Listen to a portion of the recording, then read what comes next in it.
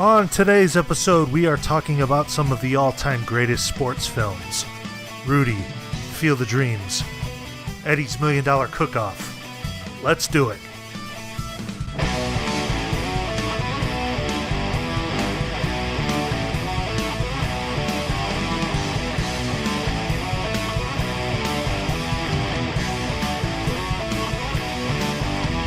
Hey, what's going on, everybody? Welcome back to another episode of the Cinema Scumbags movie podcast with a new theme song. My name's Seth. My name's Nick, and I'm headbanging.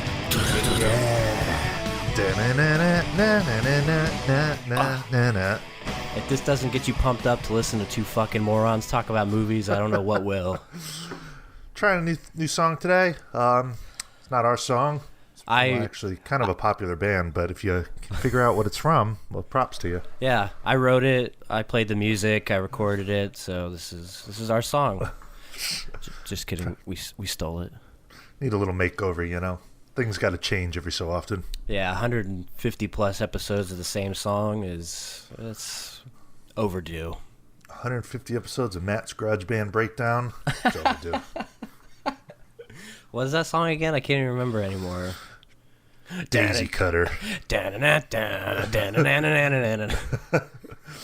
Turd Cutter.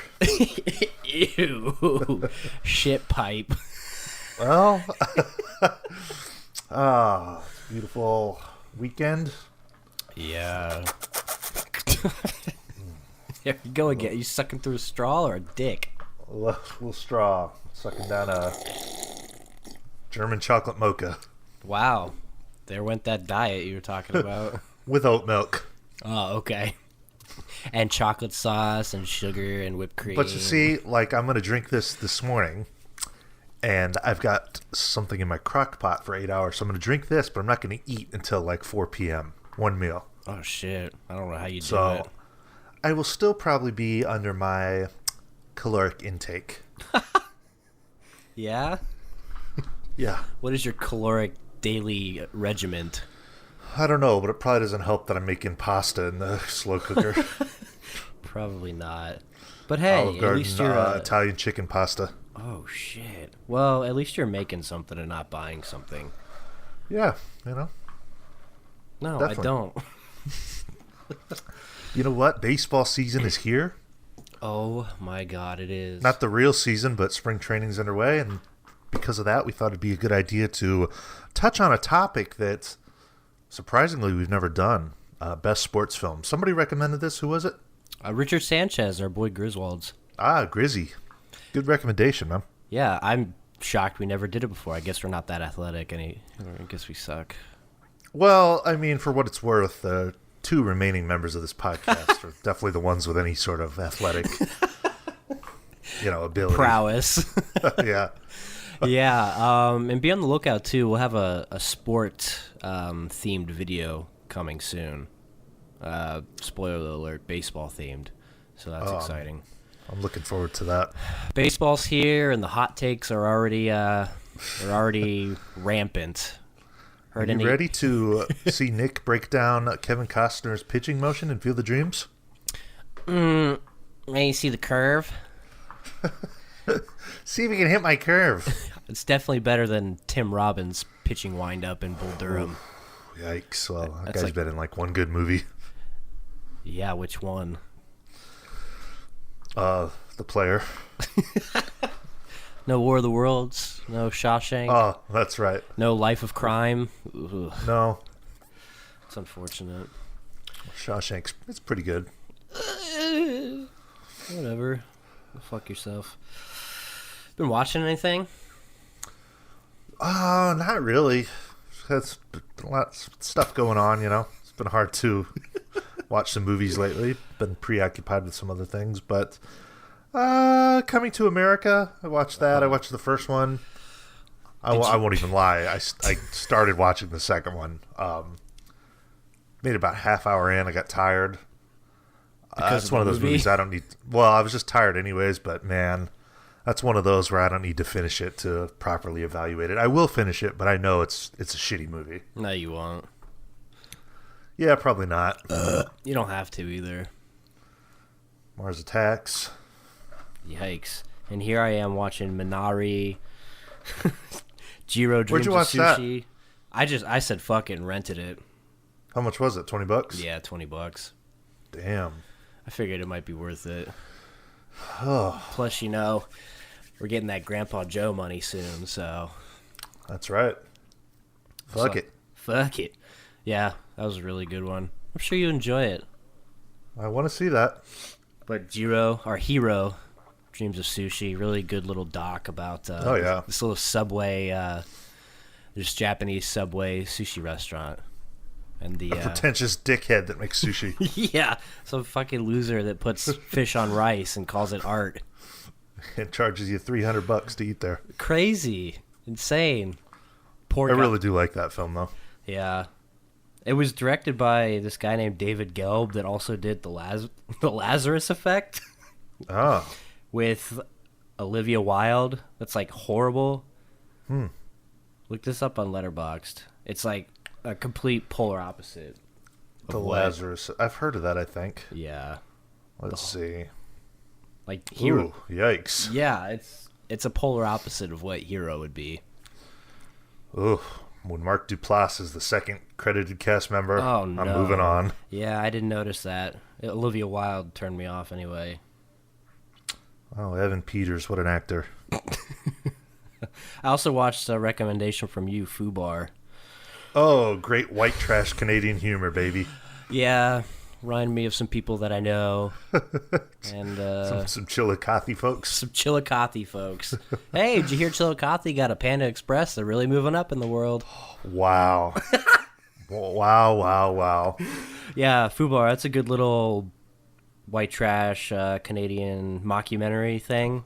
Mockumentary looked like it was filmed on somebody's handheld camera in early 2000s, you know. There's nothing to it.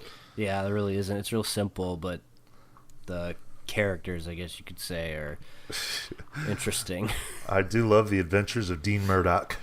Diener. Diener. Looks like Justin Long in the Sasquatch Gang.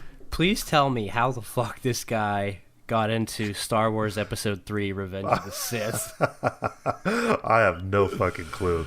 That's crazy. Fubar is kind of like a thing where in Canada it's like Trailer Park Boys. It's kind of similar in tone. They're like Canadian cult followings, you know? Yeah. There's something about that Canadian comedy stuff. There's a lot of things like that. Isn't that, what is it, Letterkenny or something like that? Oh, yeah. I've never seen that, but... That, Trailer Park Boys, Kenny versus Spenny, this shit. There's like some weird, trashy comedy thing that Canadians must enjoy. Have you ever seen any Trailer Park Boys? No, I haven't. Now that's some shit. It's like very similar in tone to Fubar. It's a show. They're 20-minute episodes, but oh fuck, it's funny, man. Same kind of rough shit. Just guys, white trash guys in their trailer park, and oh, it's fucking funny, dude. I'll check it out. I think you'd laugh at it. That Bubbles guy really throws me off. There's something about him that.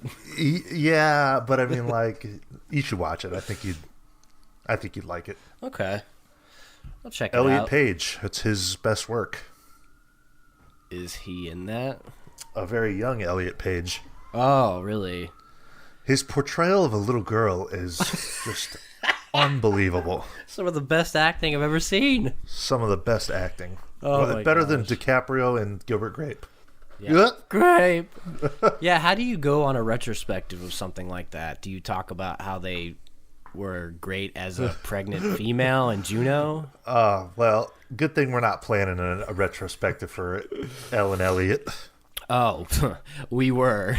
Don't worry. Fuck that shit. Speaking of young actors, we've got some news here. You're a fan of Beautiful Girls, right? In real life or the film or what? Both.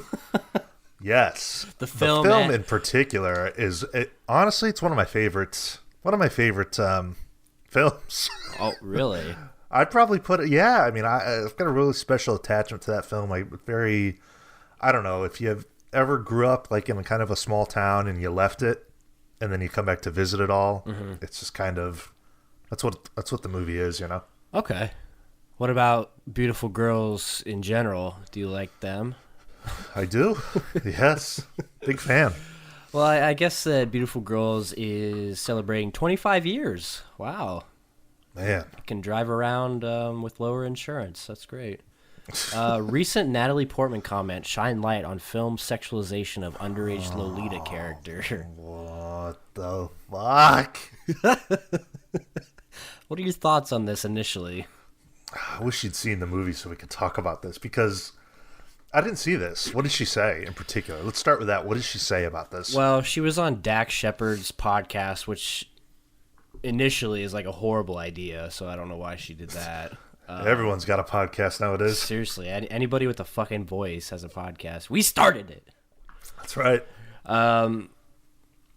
But she was on there and she was talking about how I was definitely aware of the fact that I was being okay, well, go ahead.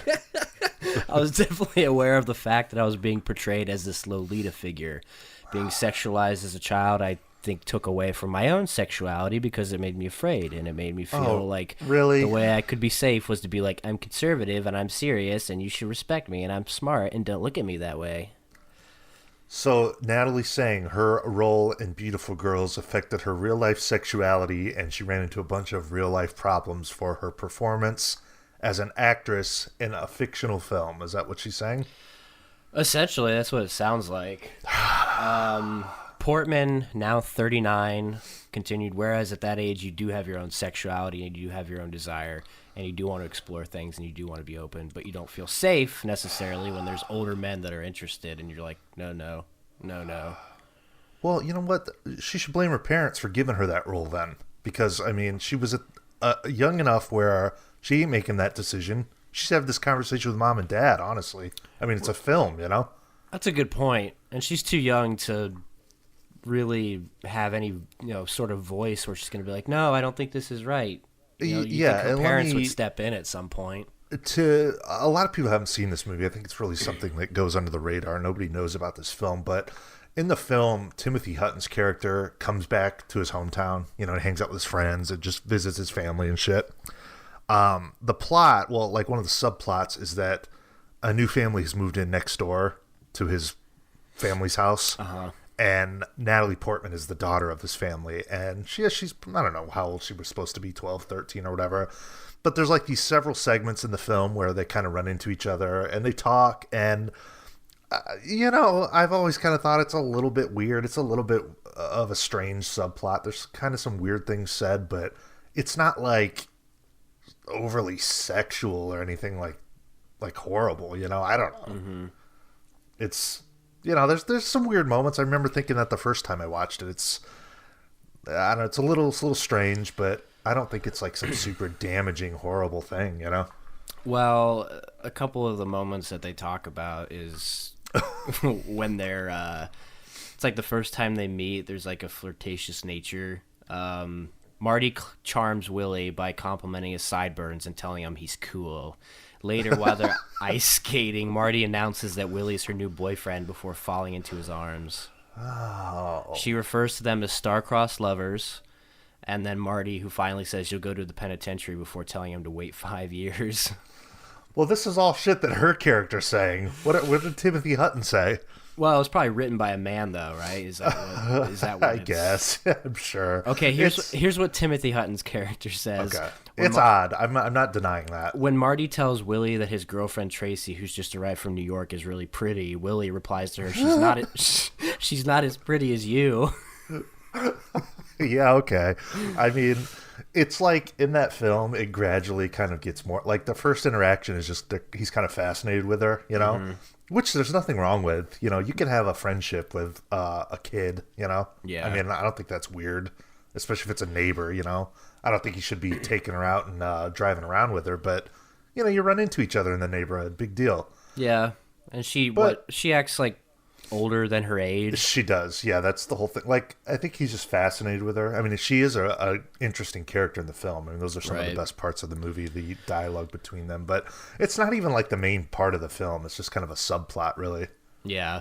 Well, it's interesting, too, because it also says here, in Mark Harris's new book, Mike Nichols, A Life, Portman refers to her closer director as the only older man who mentored me without there ever being a creepy element in it. Her fucking ass is out in that movie. She's a stripper. Interesting. Well, I mean, Mike she's Nichols, hot as shit in that movie. but it's I've heard that I've heard that from multiple articles or stories I've read that he was just kind of one of those guys that was never creepy to people. Well, that's good. Despite the subject matter of Closer.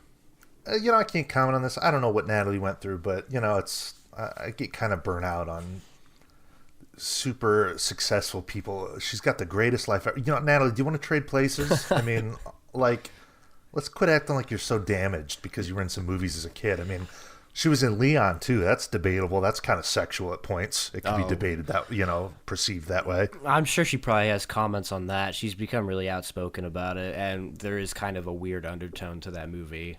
Well, and there is. I think at one point there was supposed to be some sort of sexual relationship. Yeah. Which, wisely was cut out. Right. I mean, first of all, I would recommend Beautiful Girls. That's like high on my recommendation list. It's just it's like a feel-good sort of movie. Okay. Yeah, sure.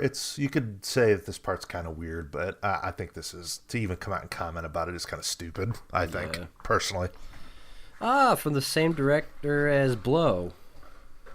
That movie sucks, but Beautiful Girls is good. You would probably appreciate it. Not that you go back to Chillicothe and visit, but every so often maybe. I'm sure I would. There's a lot of people in it, though. It is. It's just like, Timothy Hutton has moved on, but when he comes back, it's like I can relate to that big time. There's a scene at the end when he's leaving and Michael Rappaport's like, come back and see us. Nothing changes here but the seasons. So true. It's weird. I could hear him say that, too. Yeah. Good movie, man. Okay.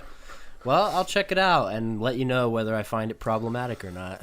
Yeah, let me know if you think it's rapey. Sounds good. Oh, man. Well, a couple more stories we have here real quick. Jesse Plemons takes over DiCaprio's original role in Scorsese's Flower Moon after script changes. Oh, Fat Damon? Yeah, Fat Damon. I know him from his really wonderful work in Like Mike with Bow Wow and Jonathan Titsicki. Oh, my God. Jonathan Limp Dicky. Jonathan Dick Sucky. What a horrible movie. Jonathan Niplicky. Oh, do you know human head weighs 50 pounds? He's a beefcake these days, you know that? Weird term to use, and no, I didn't know that, nor do I care. I'm sorry. He's a sexy boy nowadays, you know? Ew. Well, anyway, I'm a fan of Fat Damon. I'm a fan of Kirsten Dunst's husband. Is he married to her? Yeah. Weird. They're together at least, maybe not married. But I guess there was... you were talking a little bit about this when we tried to record this yesterday, but Leo, he wanted a different direction for the character or something like that, so I think they switched up the roles. He's going to take a secondary role. I think there was some disagreement on the portrayal of that particular character. Yeah. Plemons will play Tom White, the lead FBI agent investigating the murders. And then, like we said, Leo's going to take a secondary role. But I guess they sold it off to Apple because Paramount found it was going to be too not commercial. Which, I mean, I like the sound of that. That probably means it's going to be good. Right. And plus, I mean, with all the people involved, Leo, Scorsese, Plemons. Sounds good on paper. I like Plemons. He's fine. I mean... he's okay. Yeah. Flower Moon was originally set to begin production in March 2020, but will now kick off filming in May and last through the summer. Which is, I really don't understand how Scorsese is able to work his ass off at the age he is. Yeah. I feel tired after answering emails all day. Right. You think you get to a point where it's like, okay, I'm going to just sit back and relax now. Yeah, nope, not for this guy. I mean, he's constantly working. He's always doing stuff for Criterion. He's always doing his film restoration stuff, making movies, doing speaking engagements. It's ridiculous. I'll watch. I'll watch too. Well, you'll have to get an Apple subscription, I'm sure, if you want to watch it. Oh, great. I can watch Palmer while I'm at it. Oh, great. Can't wait to check out Greyhound. Ooh, I mean, it's fine, but I don't remember a damn thing from that movie. All I know is Elizabeth Shue is the wife or something like that. Yeah, you see her for about 3 minutes. That's enough time for me to finish. Time to slap it. Whoops. But we have one more thing here real quick. You told me about this the other day. Zach Braff is making a new movie. Zach Braff. Love Zach Braff. Zach Braff, the man responsible for stealing from indie filmmakers and their great projects, I'm sure. Oh, never mind. I don't even want to get into it, but get real. Oscar winner Morgan Freeman and Oscar nominee Florence Pugh are set to star in A Good Person, written and directed by Golden Globe nominee Zach Braff. See, it's the written part that gets me excited because Braff has directed other films, you know. Oh, yeah, but the ones that he writes are particularly interesting. Yeah, the film will follow Allison, played by Pugh, whose life falls apart following her involvement in a fatal accident. In the following years, it is the unlikely relationship she forms with her would-be father-in-law Freeman that helps her live a life worth living. I don't like her.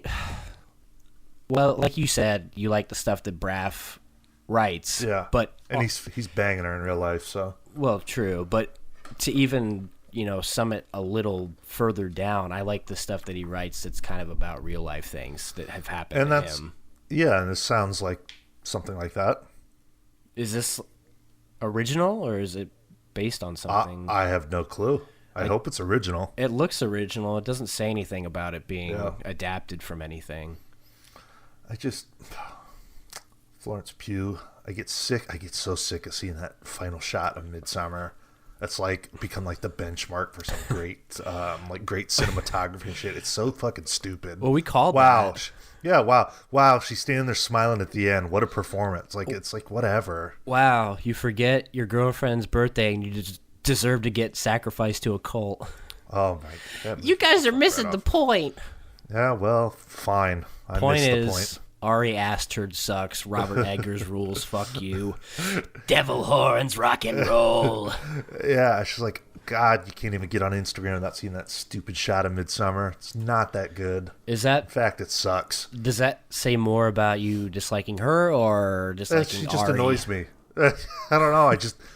I hate to say it, but that's I just see that shot when I see her face, and then I watch Little Women, which, oh God, could she be any more annoying than she is in that film? Yikes. Yeah, I think that one's okay. Yeah, I know. Well, go ahead, say it. Say what you want to say. I got nothing to say. It's just, God, she sucks. She's hot though, so. True. That's all that matters. That's all that matters in this world. Joking, ladies. No, he isn't. The two of you. If they haven't quit yet, they're not going to quit anytime soon. Yeah, I haven't seen her in anything else, I don't think. I mean, I'm sure I have, but what else is she in? She's in the new Black Widow movie. Yeah, didn't get around to that. Well, because it hasn't come out yet. I'm sure you'll see it when it does. Yeah, I'll be right there. That's a good question. Let me find out real quick. Not that it matters. Look, maybe Zach Braff can turn me into a fan, Yeah. Oh, yeah, she was in that wrestling movie Fighting with My Family. Oh, God. Shitty. Outlaw King. That one was pretty good, but she wasn't a big part of it. Oh, Florence Pugh. She's just starting to flourish. I mean, she's a babe. Yeah. I'll say. Fuck Midsommar. Actually, there's one more thing I wanted to talk about real quick just because it popped up at the bottom. Did you hear about this thing that TCM, Turner Classic Movies, is doing? No. So instead of essentially not playing problematic movies from the past, what they're going to do is just play those movies and talk about the differences between the culture then and now, which I think is kind of interesting. I mean, it's Wait. Say that again. What are they doing? So, you know how with a lot of movies nowadays, if there's something offensive from the past, they get a disclaimer? No, they just don't even play it at all. Okay. Or yeah. So what TCM is doing, they're taking movies like Breakfast at Tiffany's and Gone with the Wind, and they're essentially showing them and then just talking about the difference between the culture then, that why that was okay then and why it's, you know, different now. And it's still stupid. You think so? They shouldn't have to. They shouldn't have to do any of that bullshit. Oh, there's some really. If you're too dumb to realize that those are old movies, then you shouldn't be watching them in the first place. And you know, I mean, honestly, if you're watching that movie, you should be smart enough to know that it's old and you don't need to explain why. There's some really interesting dialogue going on about Psycho. Oh no! Just listen. Why? Because of some trans thing. That led the inclusion of Alfred Hitchcock's Psycho, which I had to confess I never thought of in that way. I think the trans community is often left out conversations like this, and it's just looking at it through, again, a different modern lens of what does it mean to have a villain who dresses up like his mother. Oh my God! There's nothing transsexual about him in the movie. He's a fucking spook. He's got dissociative identity. Like, it has nothing to do with being trans. This just makes me like Psycho even more, because it'll piss people off. It's so fucking ridiculous. Some of the movies that they're going to be talking about, though, is Guess Who's Coming to Dinner, The Jazz Singer, The Searchers, Swing Time. A lot of stuff with blackface in it. Have you seen Mickey Rooney's infamous performance in Breakfast at Tiffany's as the Asian? No, I haven't seen that. It's funny, though. Mr. Yunioshi. You know, just whatever, honestly. We're in the time where you have to be offended by everything. Well, and imagine watching Psycho and thinking that it's a hit piece on trans. I never thought that, and obviously the author of this never thought that either. Holy fuck! Now you can't even go buy a Dr. Seuss book. Unbelievable. Well, you can buy them. We're only taking out 6 of them. It's just stupid. But I don't want to get too deep into it, or it'll turn into a political podcast. Right. But if you're 30 and 40 trying to buy Dr. Seuss books, that's questionable in itself. Yeah, it's odd. Cancel culture. Yeah. Is cancel. Like, I don't fucking know. Psycho. God. Really a stretch there. Really a stretch. What other movies are going to end up getting hit for that? Let's see. They have a little. Any movie where a guy dresses as a woman and like I don't know. They're going to be talking about Rope, which I don't know if you've ever seen, but I guess there's a connotation of the two characters being gay in the movie, because there's a point where somebody asks where a phone is, and they're like, "Oh, it's in the bedroom, not in whose bedroom." It's like stuff you have to really like mentally play gymnastics to figure out. Yikes. It's crazy. My Fair Lady, Stagecoach. I mean, I don't know. I think it's interesting, instead of canceling it, to just talk about it. Not that we, it's common sense to know what's good and bad. Well, I mean, all you got to do is have a little bit of intelligence to know that those movies haven't been made today. That's the problem, is we're not dealing with intelligent species. Yeah, it's like, yeah, no shit, they're offensive. They were made in an offensive time, duh. Yeah. Fuck. But before we dive down a rabbit hole, we'll move on from that. I don't want to get into that. And talk about something a little bit better. The Cruella trailer. Did you check this out? Better. I watched it only because Emma Stone is a babe. Yeah, and then I realized that it's not worth my time. And as much as I like her, I'm not going to watch that movie. Who was asking for that? The studio that wanted a little bit more money. That's about as useful of a film as Drew Carey's Geppetto. Well, it's like, oh, cool, let's cheer for the lady that wants to skin dogs. Yeah, so, I mean, what message are we sending to the youth with this film? Yeah, maybe we should put a disclaimer at the beginning that no dogs were harmed at the beginning of this. Unreal. Well, and also, I just thought it looked like shit to begin with. I mean, I never even liked the cartoon, It was, I enjoyed it growing up. It's not one I've gone back to many times. I mean, it's like, it's never one that I even I don't ever think about that movie, Yeah, that's true. I think it's just because she's kind of she's a big villain as far as Disney villains go. Right. So why not make a live action film? But how many times have we said we're not going to watch it, and we do, and we like them? So yeah, I mean, honestly, I should take that back because if I was in the right mood, I might sit down and watch that.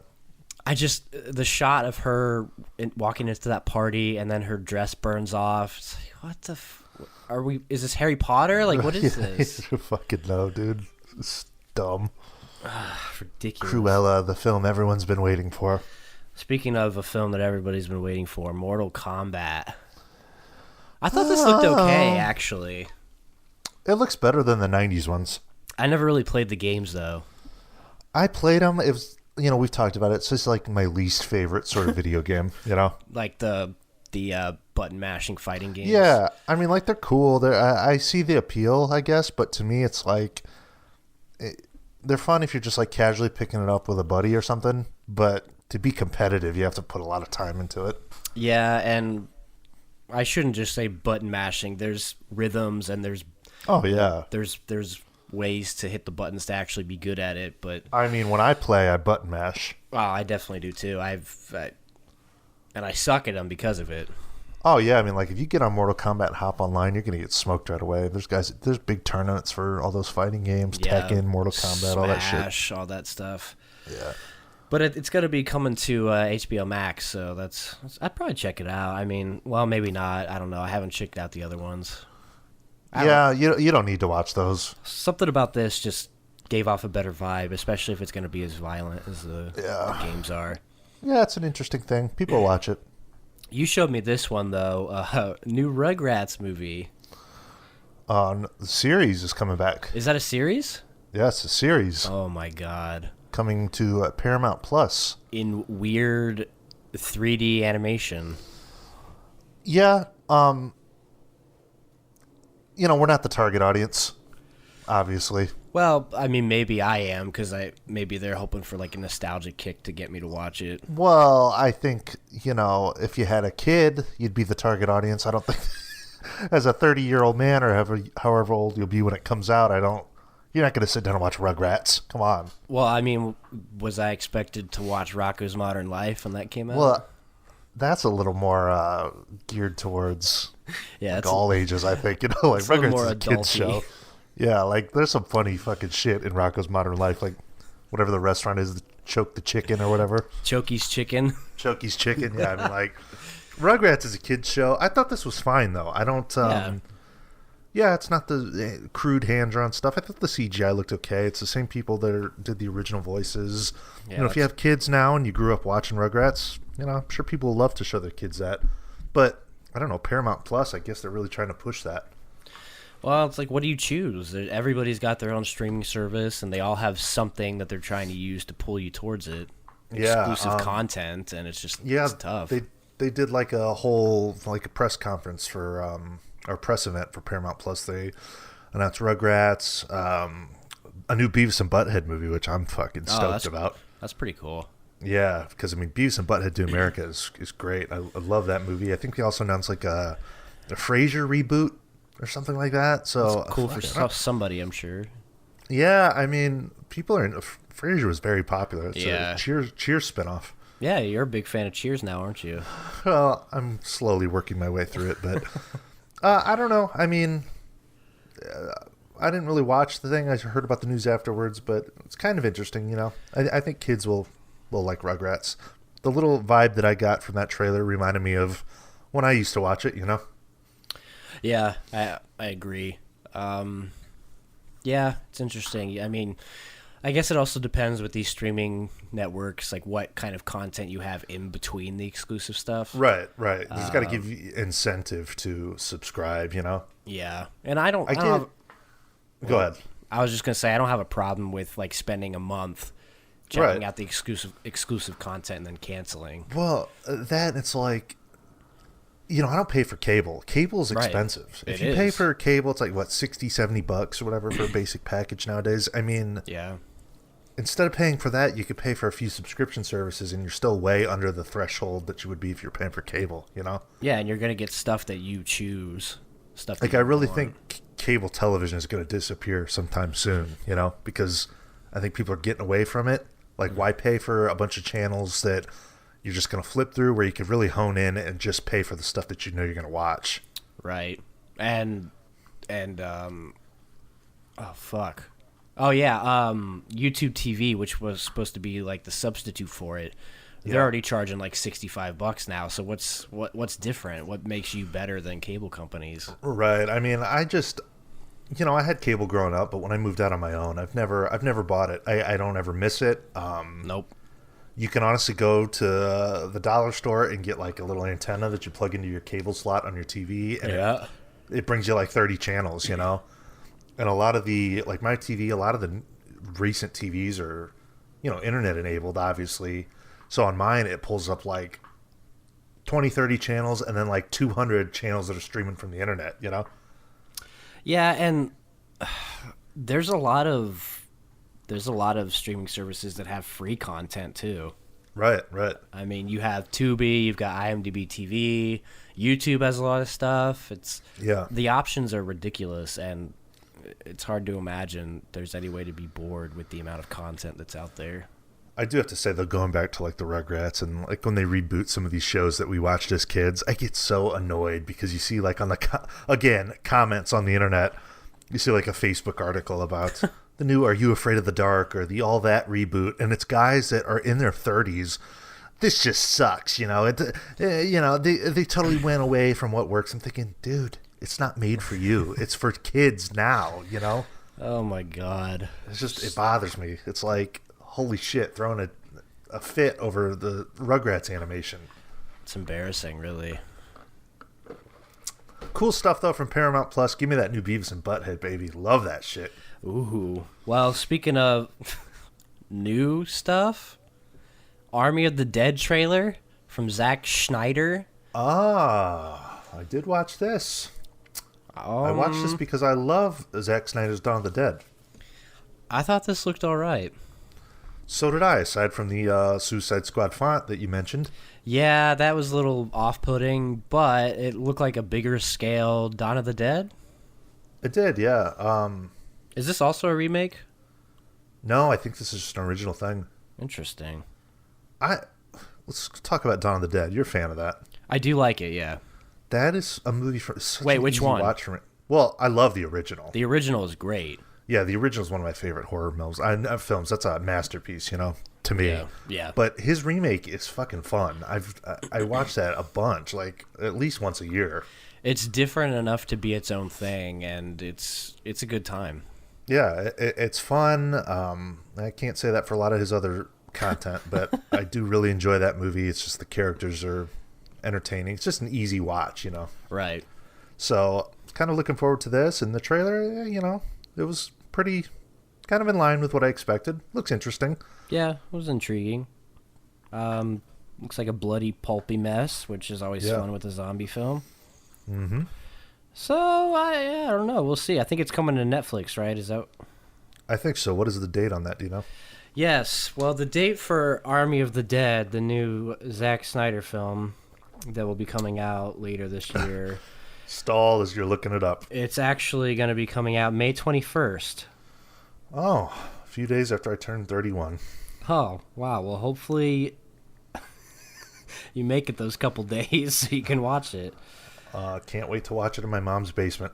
I can't wait to watch the the great actor, Tig Notaro. She's a woman. Oh, okay. I'm sorry, I never know nowadays. You know what? I'm not really a stand-up comedy person, but there's a documentary about her. I watched it like randomly one night. I don't fucking know why. I don't know why. I think it just started playing and I just watched it. Right. But like she was, I don't know. She got diagnosed with like breast cancer and stuff. It was kind of an interesting documentary. She did like this really It was like the day she got diagnosed, and she went and did this stand-up, and it's become like a legendary stand-up performance because she is very just like open and honest about it. Interesting. I'll check that out. Yeah, I don't know. Yeah, it's kind of an interesting watch for considering it's LGBTQ content. What's wrong with that? Nothing. We love everybody here. We do. I'm kind of surprised to see her in that film, though. It's a weird casting, I think.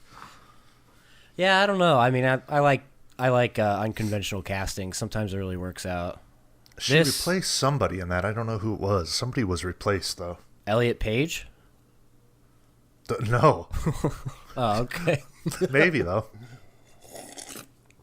Yeah. Well, that's it as far as trailers go. No movies coming to theaters, but we can talk about some Blu-rays.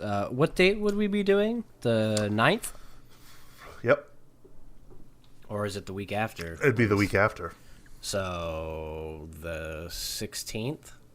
Yes. Cool. Well, not much coming out. Not much as far as new stuff. We have some stuff. Well, we do have one. This is probably your favorite film of last year, Promising Young Woman? A game-changing masterpiece is what they say. I don't want to get into this either because you got to tread lightly when you're discussing something like this. I hated that movie. Well, you didn't tread lightly in your review. Yeah, you're right. Consult my letterbox if you want to know my feelings. Carrie Mulligan is... I'm a big fan of hers. Nothing wrong with her. Top 10 hot chicks in Hollywood. She's hot. I mean, I genuinely enjoy her as an actress. I think she's pretty good. I just didn't like the film at all. Movie, not so much. Didn't like. I know what they were going for, and I didn't like it. Okay, that's fair. Hit piece on men. We do have a couple Warner Archive films coming out. Ladies, you can go to a bar and drink, and you're not going to get raped. We moved past that already. You might, but it's not a guarantee. Well, Sam B, it's a guarantee. I've got 2 others at home. What, victims? We got a couple Warner... mink coat. We've got a couple Warner Archive films: Crossfire, Thundar, The Barbarian complete series, and one that you would probably check out, Damn Yankees. Ooh. I don't know if that's about the team. I think it might just be about Americans. Probably. I never heard that as a Yankees film. It's also the name of a supergroup, though. Actually, listen to Damn Yankees. Oh shit! Step up to the plate for Damn Yankees, the rousing movie of the 10/19 performance Broadway Grand Slam, including Tony Award-winning stars Gwen Verdon, choreographer Bob Fosse. Ooh, interesting. Tab Hunter suits up as potential lost soul and Washington Senators slugger Joe Hardy. So it is a baseball movie. A slugger. Big slugger. Ooh, Big sluggy. And Stanley Donen is part of it. That's cool. Interesting. I'll check that out. I won't. I probably won't either. This is one that I would check out, though. Archive collection, What's Up, Doc? It's a Peter Bogdanovich film, Barbra Streisand and Ryan O'Neal. Ooh. It's a bubbly style of 1930s screwball comedies. Oh, man. Oh, God. Oh, God. Oh, man. Oh, man. Oh, God. Oh, God. Oh, man. Oh, shit. What is that movie called? I don't know. Probably not worth knowing. No. Another Archive collection movie coming out, Driving Miss Daisy. This looks boring as shit, and I don't usually say that about things. Wait, there's an older version of this? No, it's the one with Morgan Freeman, but Warner you never seen it? No, I haven't.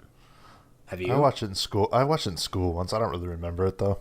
Well, when Dan Aykroyd is the third actor on there. I like Aykroyd. In what? My Girl. Okay, well that's like his best acting performance, so that makes sense. Well, he's good in that film. Yeah, I said that.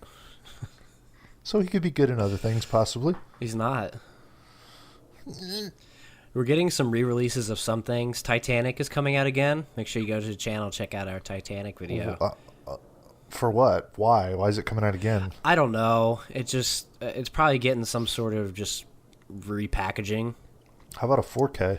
That's what I'm saying. Because they're also putting out the American Pie movies as well. Oh, how about a 4K? That would be pretty cool. Fuck.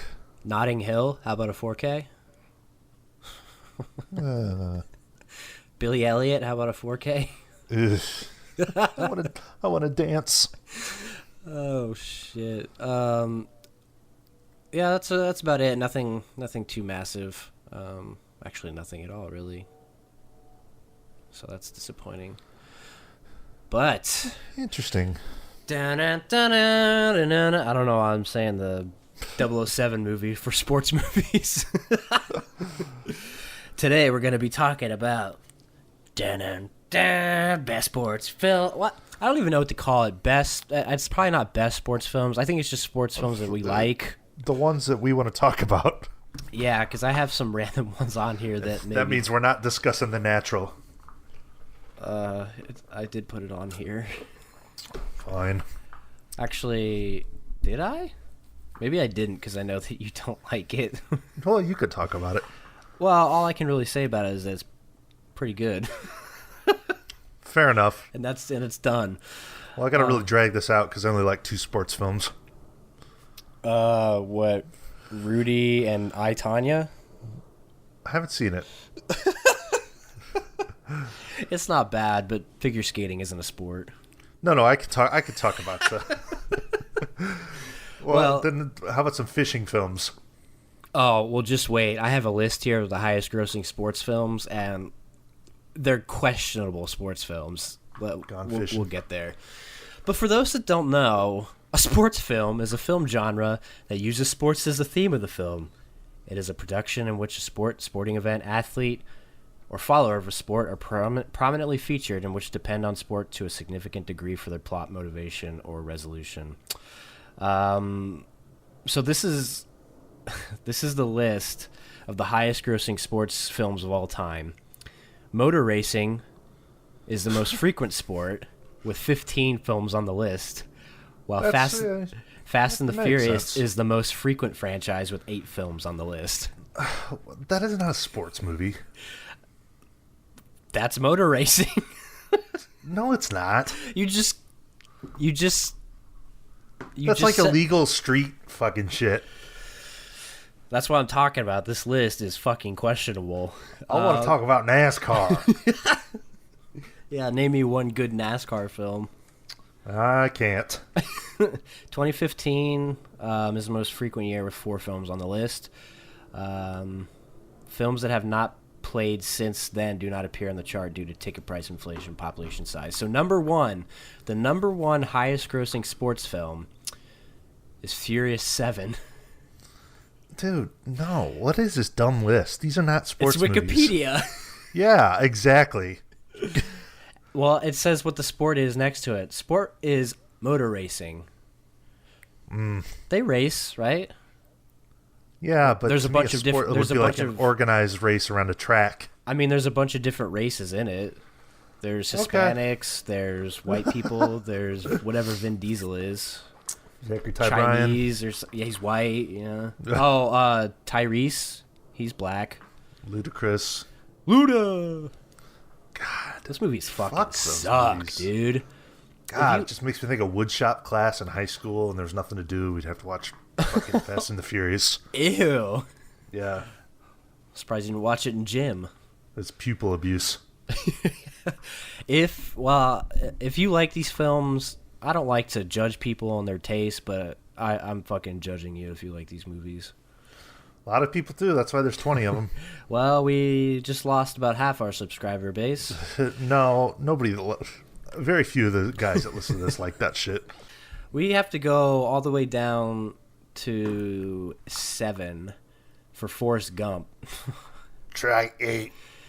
Try 8. Well, 8's Hunger Games again, so we'll skip that. Forrest Gump, American football, and ping pong. I'm sorry, I've never thought of Forrest Gump as a sports movie. I don't. Dude, you should have picked a better list to consult. Well, this is a bust. This isn't the list of these. This is just the list of Wikipedia ones. Highest grossing. Yeah, this is not our list. I just want to talk about how fucking stupid this is. Oh, okay. So where the point is how dumb this shit is. Correct. Yes. Okay. Number 10, Casino Royale for gambling. Oh my God! Look, you can make an argument with Forrest Gump. There's some running and Yeah, like he's table tennis. yeah he's running and stuff. But 007.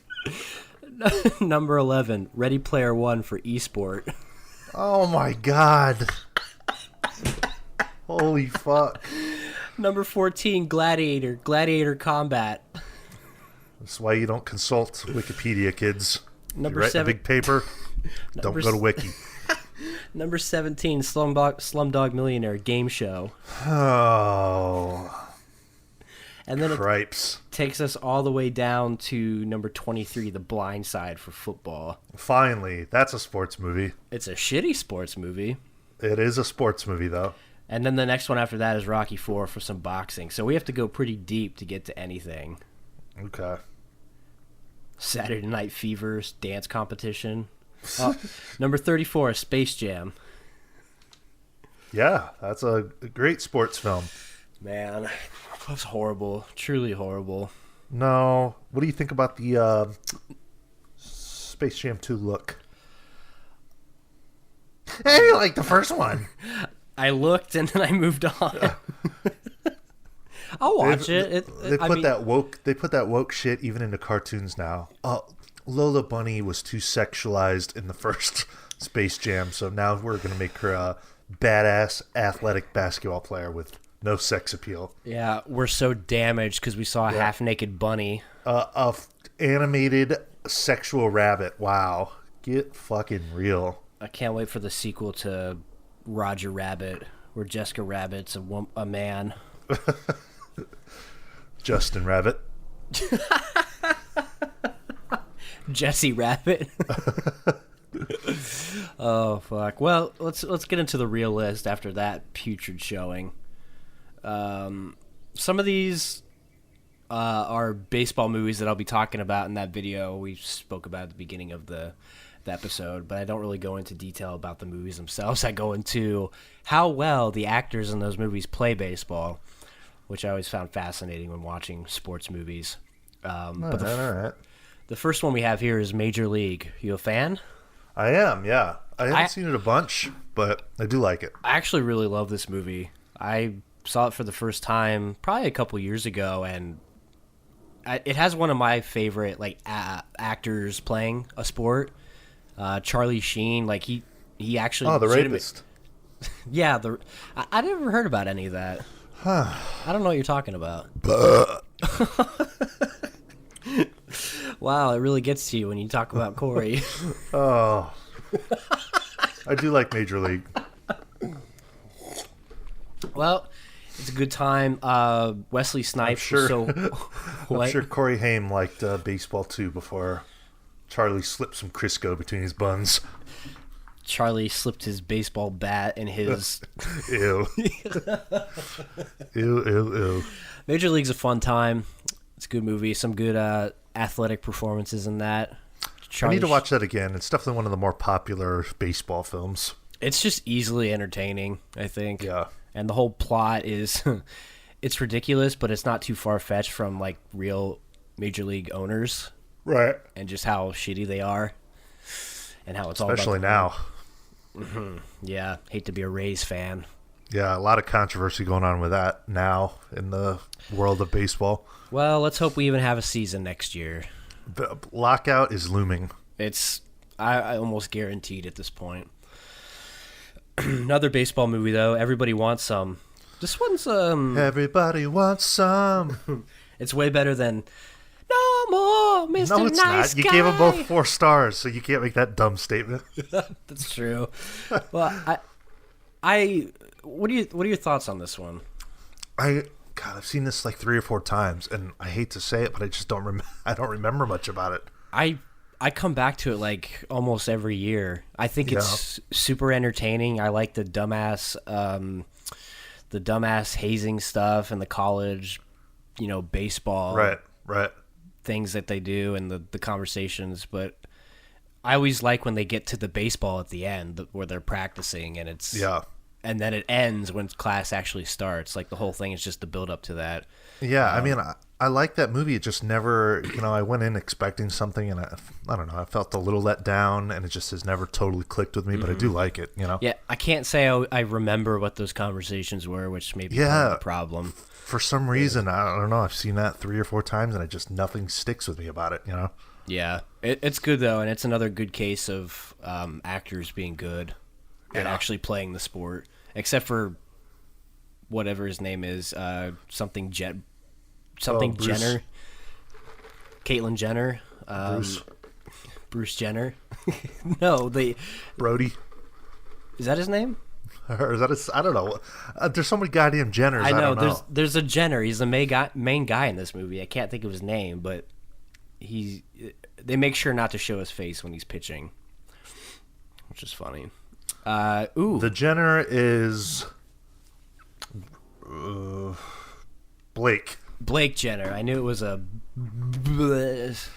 Bruce Jenner, Blake Jenner. Who's to say? Bruce Jenner. Oh man. Well, we're changing it up a little bit. We got some hockey here. Goon. I like Goon. I like Goon too. Do you like hockey? No. I don't hate hockey. Like hockey's fine. It's just I've tried to get into it multiple times. I just can't. I don't know why. It's not for me. It's interesting. I mean, is it boring? No, because I mean, like, it's constant. Baseball's not terribly exciting. They're constantly moving. There's constantly something going on. It's not that. I really don't know why. I can't even give you an answer. Yeah. I've been to a few hockey games in my life, but I mean, it's fine. It's a good little movie. Have you seen the sequel? I have not seen the sequel, but I did like the first one. A Sean William Scott classic. Yeah, it's like a topic that's not really. Well, why would it be talked about in movies? But like a goon of a hockey team, the bruiser, the guy that beats everybody up. It's an interesting premise for a film for sure. Sports movies, especially where it's kind of hard to be creative. Yeah, that's very true. I think Jay Baruchel actually directed it or something. He did. Yeah. So good job, Jay. Good job, Jay. Speaking of hockey, Slapshot. I do like Slapshot. I do like Slapshot a lot. Paul Newman classic. Hey, hand. Suzanne sucks pussy. Who are the brothers? Oh shit. There's like 4 Slapshot sequels, and those guys are in them all. What else would they be doing? Nothing. Aren't those guys the goons in those movies? Yeah, they're just like assholes, really. The Hanson brothers? Yeah. Oh my god, Slapshot 2 with Stephen Baldwin. Holy shit. And then they're on the... Oh my god, that's horrible. Slapshot 3 with... Who is that? Oh, that's the most recent one. Came out in 2008. Grayson with... Holt? Yeah. Yikes. Oh my god. And the Carlson brothers. And Leslie Nielsen. I thought he was dead in 2008. You don't need to watch the sequels, but, the first Slapshot... Dude, look at the trailer or the poster for Slapshot 3. The guy on the right looks like Clark Duke. Let's take a look here real quick. Oh my god. It's like Clark Duke's father. First Slapshot's good, though. Yeah, first Slapshot is good. How about this one for changing things up a little bit? Curious if you like this movie, Dodgeball. I do. I like Dodgeball a lot. This is one of those movies I watched a lot growing up. I think I could probably quote it if I just watched it now. It's ridiculous. Like, it's just so over the top, but I think that's what makes it funny and interesting. Little Patches O'Houlihan. Patches O'Houlihan. Got Justin Long playing a little beta boy. Stephen Root playing... he's like a great character actor. He's always playing some weirdo. And then Vince Vaughn in his... second best role? Yeah, after Rudy. No, you're right. Third, after Hacksaw and Dragged Across Concrete. I will say that's one of my favorite, or like one of the better Ben Stiller comedic things. I agree. I think it's almost like sequel Perkis, Tony Perkis. Yeah, it's like a little rougher, more adult version of Tony Perkis. Yeah. It's a totally ridiculous character, but I think those are some of his best ones rather than when he just kind of plays himself. Yeah, I'm a fan of Dodgeball. I think it's one of the better, kind of recent comedies. That probably came out. I'm not saying you're wrong, but I mean, recent isn't 2004. That's crazy. Yeah, I mean, recent isn't Right. I'm not saying you're wrong. I was just curious because that's older. God damn, 2004, crazy. Yeah, and then fun film. Yeah, fun film. Missy Pyle is Fran Stalnaskevich Davidovitsky. I don't know how the fuck I remember that. Is that her? Yeah. Holy fuck! I never knew that. Yeah, they really uglified her in that fucking movie. Dude, I didn't know that was her. Yeah. Let's see.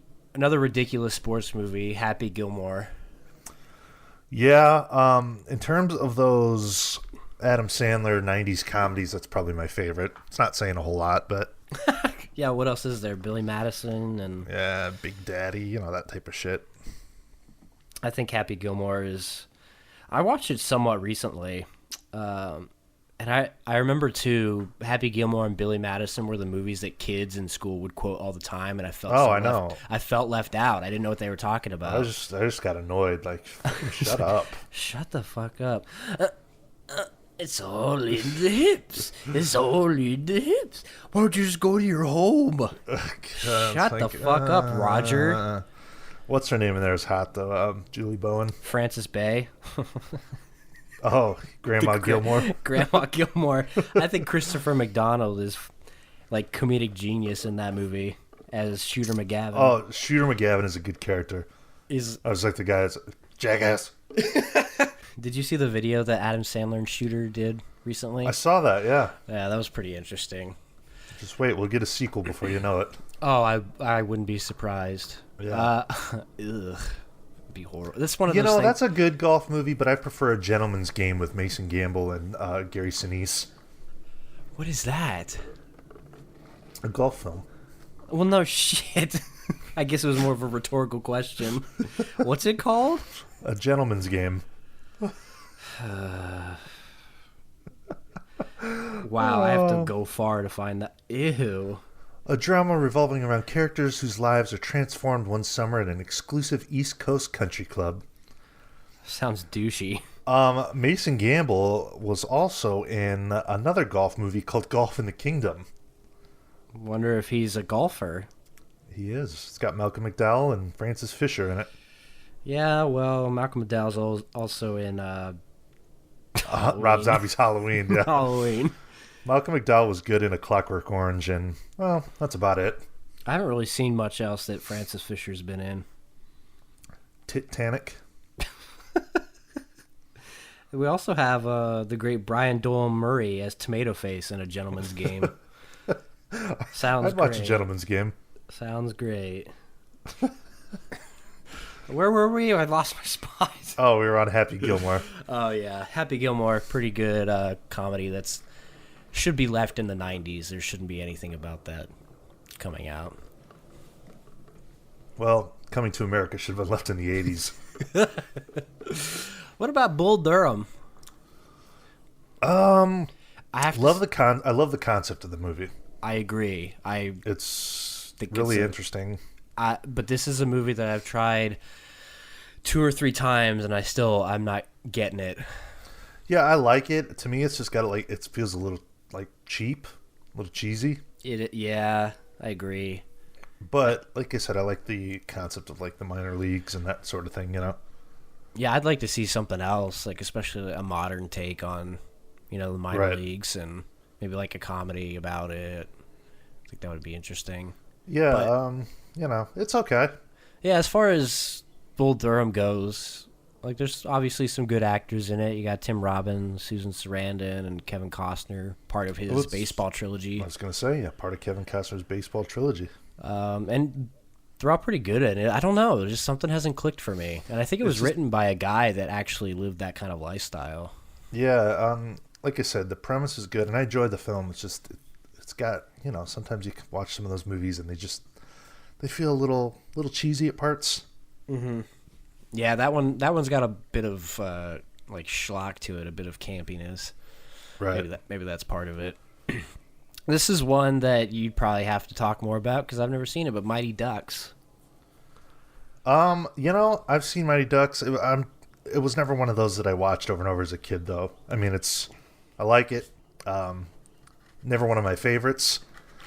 Good. I think it was God's gift to sports cinema, the way some people talk about it. Oh, yeah, I don't agree with that. Good Emilio Estevez performance as Coach Gordon Bombay. He's back. Actually, he's reprising the role in the Disney Plus series or something. Sean Weiss in it? Yes, a lot of the heavyweights kids are in it. Are you serious? The new one? And the new one. No, I don't know. Probably not. Oh, shit. I was like, I might check it out then. Yeah, no, the original, though, you get Aaron Schwartz, Keenan, Sean Weiss, a lot of those guys. It's okay, like I said, it's hockey. Yeah. Kid hockey. Kid hockey. Boy, wasn't there a girl on the team? Probably. I don't know. Speaking of Adam Sandler sports comedies, you like The Waterboy? Oh, you know what? That might be my favorite. Oh my god, that is... I do like The Waterboy. Not shocking to hear. It's fun comedy. You're probably going to say it's one of Kathy Bates' top performances, too. No, I didn't say that, but she's good in the movie. Women is the devil. It's sure as shit better than a Bad Santa, too. Okay, well, yeah, that's like taking two pieces of shit and picking which one smells better. Come on, I mean, what an interesting concept, a film about the Waterboy for a football team. Yeah, an autistic water boy that is good at tackling. Oh, I like it. They were on the Unioto Sherman's middle school team. I've got to say, though, I haven't seen it for years, and it might not hold up. That's a good point. I haven't either, but I guess it says something that I can look up, or I can remember Vicky Valancourt's name without looking up the movie. Oh yeah, Vicky Valancourt. Bobby Boucher. It's not bad. It's a ridiculous concept with a lot of the key Adam Sandler players in it. Yeah, it's stupid as shit, but... And Clint Howard. Oh, wow. What a filmography. Yeah. Great. The special Ed Howard brother. Has Clint Howard directed a bad movie? Oh, I'm sure. I don't think he's directed at all. So Ron's made more bad movies than Clint has. Well, Clint Howard's known for Ice Cream Man. Yeah, what's wrong with that? There's a whole lot wrong with that. He did write a film called Cotton Candy that was directed by Ron. An uncool high schooler forms his own group to beat the local hotshots in a battle with the bands. Christ. That sounds like it could be interesting, but a 70s film where Clint Howard is the second credited actor. That's a hard pass. Probably not great. Let's see. Ooh, shit. Probably one of the best ones we're going to talk about on this list. Warrior. I do like Warrior. Warriors, I think it's really fucking good. Only seen it once.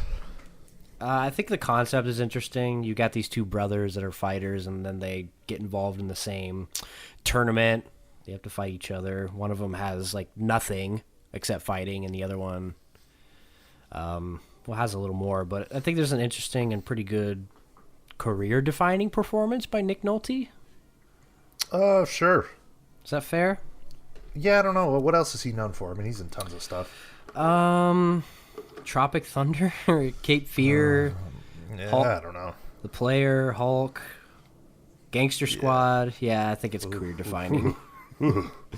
Thin Red Line. You shut your mouth about Terrence Malick, okay? I'm tired of it. Thin Red Line is a career killer. Well, for the people that got cut out of it. Because that guy can't make a good movie. Yeah, the cast of The Thin Red Line: Sean Penn, Adrian Brody, Jim Caviezel, John Cusack, Woody Harrelson, John C. Reilly, George Clooney, John Travolta. Sounds like a bunch of bums to me. Jared Leto, Miranda Otto, Tim Blake Nelson. What a terrible cast that is. They never went on to do anything. That sounds like a bunch of bums to me. Shut the fuck up. For once in your life, shut the fuck up.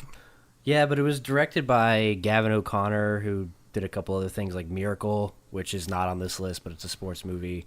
The Way Back, which is also not on this list, but a sports movie. I thought that was a pretty decent Ben Affleck performance in that one, though.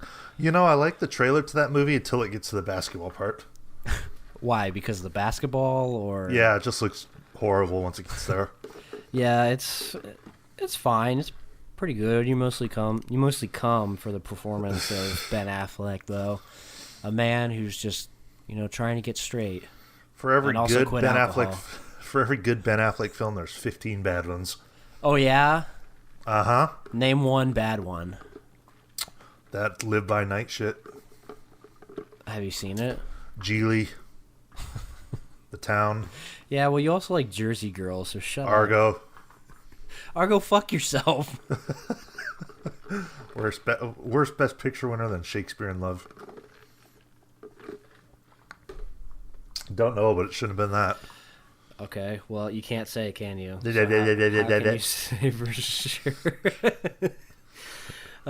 Yes, the 7-year-old defense when you can't come up with something else. Yeah, but it worked, so fuck off. No, let's find out what else was there that year. So up for best. I was just looking at shitty Ben Affleck movies: The Accountant, Batman vs Superman, Gone Girl. Tired of your shit. Okay, these were the other Daredevil. films. Okay, Paycheck. shut up. We get it. Okay, we get it. Pearl Harbor. Pearl Harbor is great. Man About Town. Armageddon. Reindeer Games. Phantoms. Yeah, there's a lot of shitty movies. Yep. He's done a lot of bad movies. But for every bad movie, there's one good one. No. For every good one, there's 10 bad ones. For every 10 bad ones, there's a good one. That's a pretty good ratio. How many good movies have you been in? Well, I don't call myself an actor, so... I've heard otherwise. That's true. I do have an IMDb page. What about your Wikipedia page? What does it say? It says Seth Yarrington's an actor in independent films that are fucking awful. That's a good point. Here are the other films that were up for Best Picture when Argo won. Amour, Beasts of the Southern Wild, Django Unchained, Les Miserables. Fuck. Well. Silver Linings Playbook, Zero Dark 30. Damn, now that you mention it, maybe Argo deserved to win. Oh, I forgot to mention Life of Pi. Oh, that's bullshit. I should have just left it out entirely. Fuck. Now that's the real winner. That was a But rough... J-Law's ass in Silver Linings Playbook is legendary. That is very true. And I'm sure Harvey Weinstein was getting a piece of that night. He was. I've already seen her in those porno poses, so... Ew, why would you do that? Why wouldn't I? Smell chauvinist pig. They were out there. But another really good film about fighting, The Wrestler. Oh, I love that movie. That's real fighting. In what sense? Yes, pro wrestling is scripted, obviously. That is a good... I know you were never a wrestling guy. We fucking make fun of pro wrestling, but... I love this movie, though. That is almost a picture-perfect representation of what some of those washed-up wrestlers go through. Yeah, and I think, once again, career-defining performance for Mickey Rourke. And that's before he changed what he looked like, or after he changed what he looked like. Yeah. I think it's a fantastic movie. A fantastic character study and drama. And yeah, God, I'd like to watch that again, man. It's been a long time. I watched it twice in quick succession, and I could watch it again, like, real quick. Like, I haven't watched it in 4 years. Yeah, there's that scene when he goes to, like, the autograph signing. It's in, like, an elementary school. It's like, yeah. Man, that's some sad shit. Because pro wrestlers have a lot of troubled guys in that industry, you know? Because what they put their bodies through?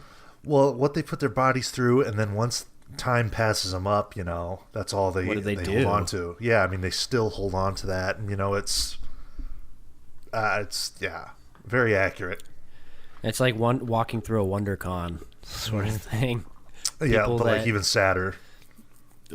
It's hard to watch. That scene is because, like you said, that's how it really is. Some people don't have anything else afterwards. They just have people that enjoy them from the past. And I watched wrestling as a kid. I mean, I don't watch anymore, obviously, but it's always been like a fascinating industry to me. Like the behind the scenes stuff, because a lot of those guys a lot of them don't even live very long.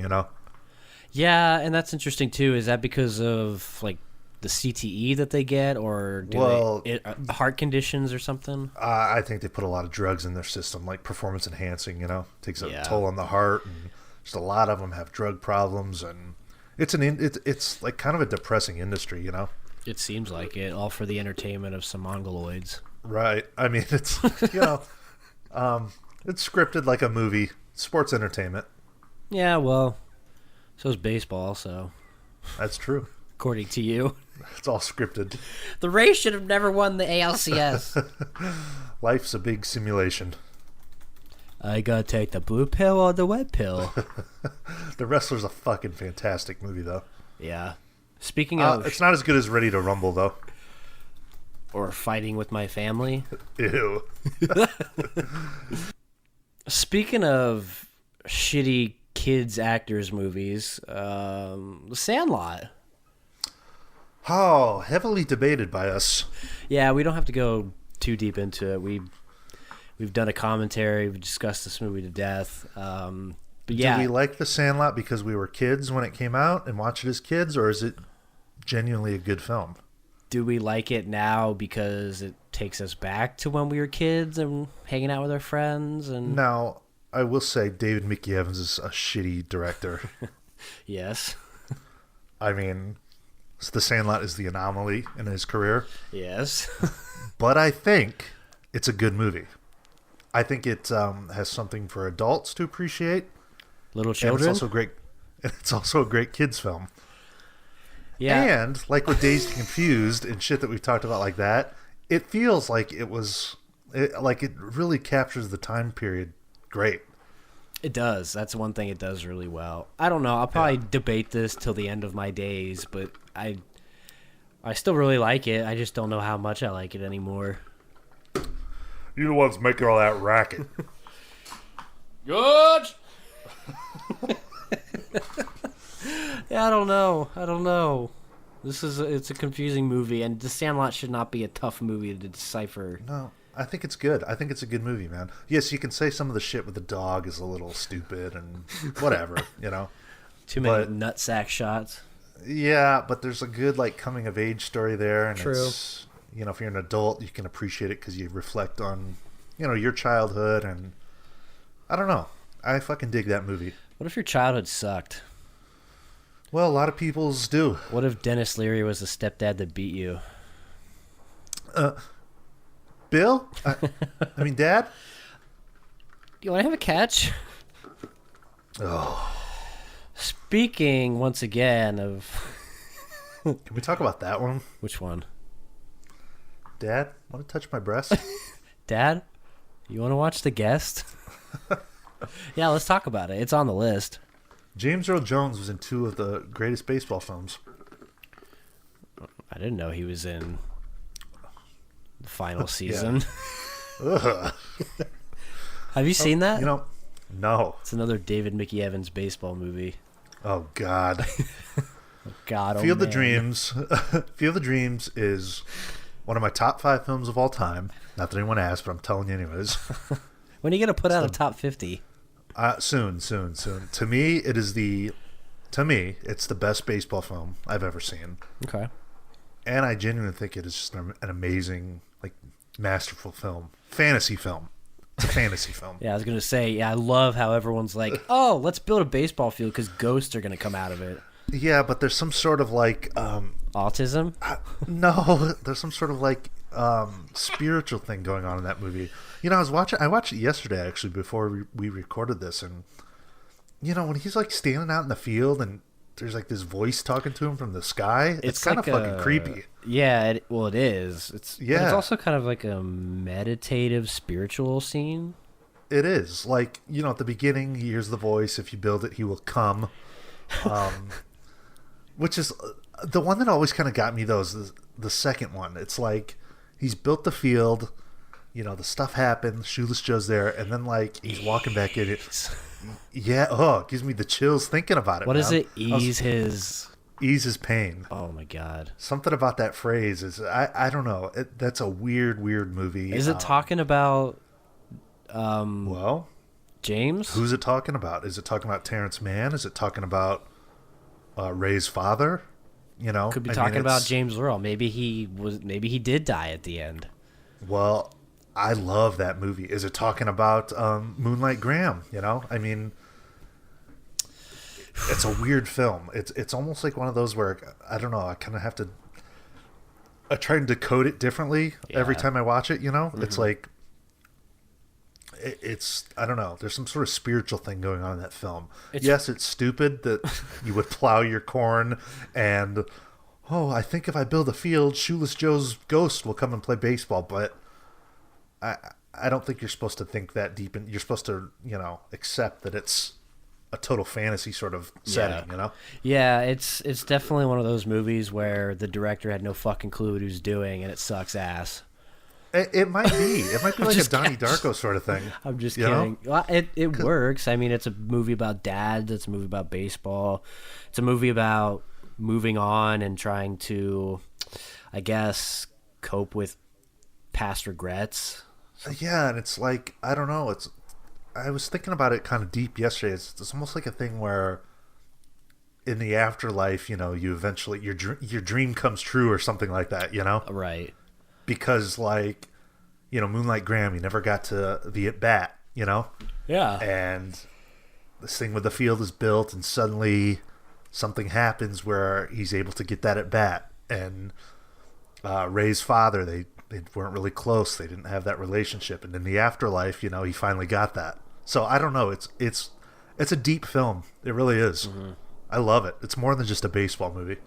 It could have multiple meanings. Maybe there's something deeper that we're missing. I have never really understood what's going on with the Terrence Mann character, though. I will admit that. The James Earl Jones character, I don't get it.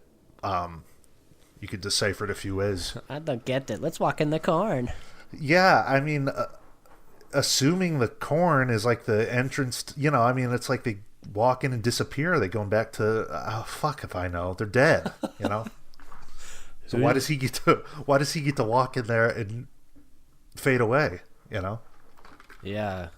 Is he committing suicide? I don't know. Or was he dead the whole time? Was he dead the whole time? Did he? Who knows? A lot of questions asked, none answered. Love the part with none answered. Love the Frank Whaley, Burt Lancaster, Moonlight Graham, sequence. It's the best. We're going on a dinner to get a Moonlight Graham. When Kevin Costner walks out of the hotel room and he's transported back in time, like, it's my favorite part of the film. Crazy film. Son, if I only got to be a doctor for 5 minutes, that would be a tragedy. Wow. Great score from James Horney. I've heard better quotes from a child. It's Burt Lancaster's best work. Yeah, you're right. Oh, man. Well, hey, I'm Ray Kinsella. This is Terrence Mann. Hi. I'm Archie Graham. Hi, I'm Frank Whaley. Hi. I was in Career Opportunities. Hi. I suck at baseball. Can't you tell? Yeah. There's a reason I never got the at-bat. Speaking of loser movies, I was thinking that yesterday. He gets a sack fly and his dream came true. Yeah, right? Shut up about loser movies. He got a sack. Wait, is a sack fly even an official at bat? It's not. You get the RBI, though. Wait, so he didn't really get an official at bat? He didn't, but he also didn't go 0 for 1. That's fucking funny. He got an RBI. I love that. There's a scene right after, or a shot right after he, gets the sack fly and sits back on the bench, and him and Ray stare at each other, and it's almost like a thank you sort of thing, you know? Yeah. Like it gives me chills thinking about it. Yeah, like they want to fuck. Yeah, it gives me chills thinking about it. Wow. Ray, people will come, Ray. Ray? Sorry, brother. They'll come to Iowa for reasons they can't even fathom. And they'll dip their cocks in like magic waters. Memories so thick, they'll have to brush them away from their faces. Timothy Busfield, what a performance. Isn't he in like Little Big League or something like that? Another guy that was in 2 of the greatest baseball films. Little Big League. That's not on the list, but I've never seen it. Little Big Cock. Gross. Horrible movie.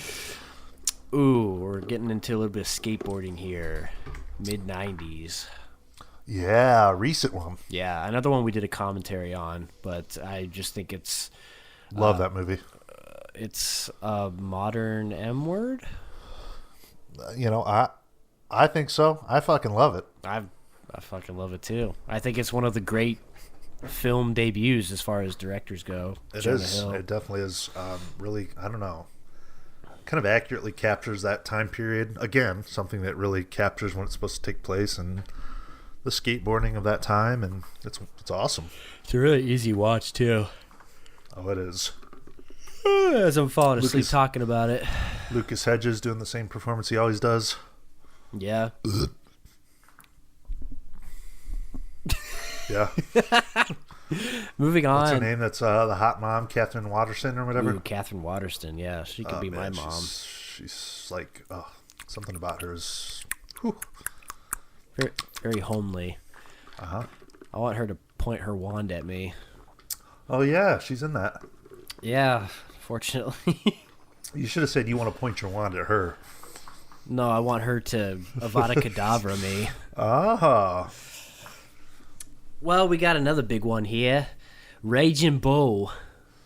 Ooh, the boxing genre. The lesser of the boxing films. It's the better of the boxing classics. It's the lightweight of the boxing films compared to the heavyweight, Rocky. Compared to the loser movie. Well, I think the guy in Raging Bull is kind of a loser anyway. He's an asshole. He's a fat loser. Love Raging Bull. Yeah. Robert De Niro, great performance. Joe Pesci, another Martin Scorsese classic. It used to, I mean, I always liked it, but it was only kind of recently where it really took that next jump, next level for me where I'm like, damn, this is fucking great. Yeah, I need to watch it again. I loved it the last time I saw it, which was, I think, the second time I saw it. But I just want to check out again because you know, your appreciation and your taste changes over time. So I'd be curious to see it after a few years, if not. And then we're going from Raging Bull to some of the great sports films. We have Kicking and Screaming and The Big Green. Now, indigestion. Oh, you mentioned The Big Green. It got my guts rumbling. These are not great films, but I just wanted to touch on the fact that they're not even good films. That's what they're not even okay movies. I just wanted to touch on the fact that they really represent like the recreational soccer leagues that I was part of as a kid. It's just Kicking and Screaming, I think, is the more entertaining of them. The Big Green it's just bad. And all those kids in those leagues collected Yu-Gi-Oh and that other lame shit. That's not fair. Those were definitely those Dragon Ball kids. Drawing Dragon Ball. Cool kids are playing Little League. Cool kids were watching. You were watching wrestling, you idiot. I played Little League too. Yeah, so did I, and I still played in those rec leagues. I was a multi-sport athlete. You played. I played fucking No, I played basketball all the way up for many years. All the way up till 9. I played in this league when I was like, oh god, I don't know, probably at young age, 10 or something. It was like a Saturday league. Yeah. They talked to my dad because I wasn't passing the ball. I would score like 50 points a game. It was really like every time, like every possession, I would steal it and run down for a layup. What a douchebag. Well, it was just like insanely easy because I was like Hagrid size. Yeah. and the kids were just fucking unathletic, so I had to start passing it. Why didn't you go pro? Shit, I was putting up 50 a game, son. Yeah, in the never mind. Perkins School for the Blind League. In the Pioneer School for the mentally challenged. Congratulations. Nothing against soccer. Just never really played it, but that's cool. Good to see you, Ed. Good to see you, Ed. How about Little Giants? Did you ever watch that? I didn't. No. It's like the Big Green was except my football. shitty kids sports movie. I think Little Giants is actually better, but it's still a bad movie. Okay. Well, it's probably too late for me now to go back. It is. And watch. It is. Rick Moranis and Ed O'Neill, they're like brothers, and they're competing coaches like with shitty fucking kids football teams. Oh, God. I guess I did have Little Big League on the list. Yes. But I've never seen it, so you'll have to talk about it. I could try to talk about it. What's the plot? Isn't it something ridiculous? A kid's grandson or his kid's grandpa owns the Minnesota Twins, and he dies. And when they go to, Heaven? like his will and stuff, and they're sorting out his possessions, he left a videotape where he gives the Twins to his grandson. Oh, my God. And the kid becomes owner manager. Has that ever even happened? Are you kidding me? No. Owner manager? No. Seems like a conflict in some way. So it's like this punk ass kid managing the Minnesota Twins, and of course, as soon as he starts, they're just like, fuck this kid. Nobody wants to play for him. But then over time, it becomes a little better, and Including they start to Timothy like each other. Busfield. Yeah, they start to like each other, but it is an absurd film. I just Dumber than seeing angels in the outfield. Well, at least there's something a little deeper to that movie. Like, what's the deep meaning of having a kid? That's true. That is true. Sounds ridiculous. But we also have another dumb baseball movie, Rookie of the Year. Oh, I like that movie. It's dumb though. It's ridiculous. It's as ridiculous as Little Big League. Gary Busey's performance as Chet Steadman is great though. Yeah, well, when the ace of your team is Gary Busey, it's no wonder you haven't won a World Series in 108 years. Yeah. I don't do autographs. What you eating? One of the best Salisbury steaks I've ever had in my entire life. It's like, what? It's an airplane It's steak. an airplane steak, you idiot. You're a pro ball player? That's the best steak you've had? I don't believe it. That's ridiculous. I've never even thought about that before. Oh, that's my favorite line. Chicken tenders. Want some? Chicken tenders. I'm not going to build the boat just because you say so. Oh, look who decided to show up, Mr. Celebrity. Milk's done that body good. Okay, maybe Fun it is kids fun. movie. No, it is. It's a blast, honestly, but God, is it stupid. Here, I put this one on the list just for you. We can skip over it if it doesn't work out. Here comes the boom. Yeah, it doesn't work out. Yeah, you're a big fan of Kevin James. I like it, but it's ridiculous. Kevin, is this best sports movies, or are we just talking about all We're just sports talking movies? about sports movies. So what do I call this episode? Sports movies. Just call it best or... I'm still saying best. Yeah, just call it best. There's some jokey ones in here. No, Here Comes the Boom is about what you'd expect it to be. Retarded? Shit. Yeah, I mean, it was fun, I guess. I don't really remember it. Here comes the boom. Yeah, that's when Kevin James walks around. Yeah, can we really believe him as an MMA fighter? No. Oh, yikes. No, we can't. But it goes... Chicken tenders. I don't do autographs. It goes Can right... you sign it, Rocket? It goes, Stan Oki. Oh my God, it's Billy Frick. Henry's just been sold to the Yankees. Can't get over this stupid movie. Well, I mean, Here Comes the Boom goes hand in hand with sports movies where people shouldn't be playing the sport, like in Rudy. No. Dude. Is this the Rudy portion of the show? Let's do it. And it's over. Let's move on. I can't believe you don't like this movie. I can't believe it. It just didn't hit. I'm sure it will at some point. I mean, I've seen a lot of these shitty, cheesy sports movies, but nothing about Rudy is like that to me at all. My son's going to Notre Dame. It's a great Ned Beatty line. I prefer Warren.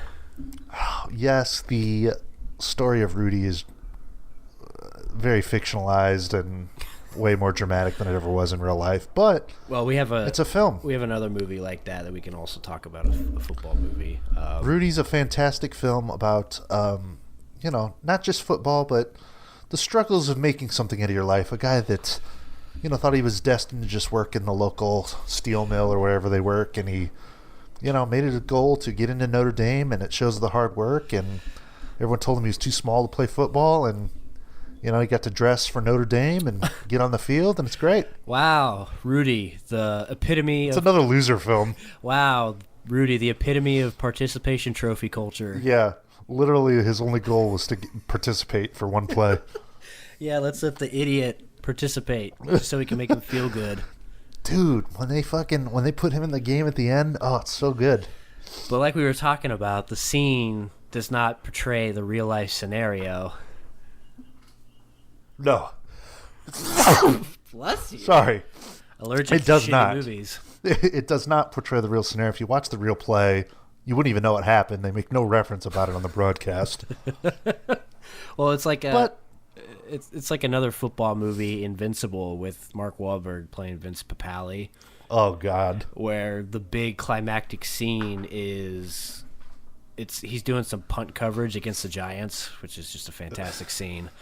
And he ends up tackling the punt returner, fumbles the ball, picks it up for a touchdown. It's in slow motion. Like the whole scene is like really, it's this big motivational. Oh, he did it! He scored a touchdown.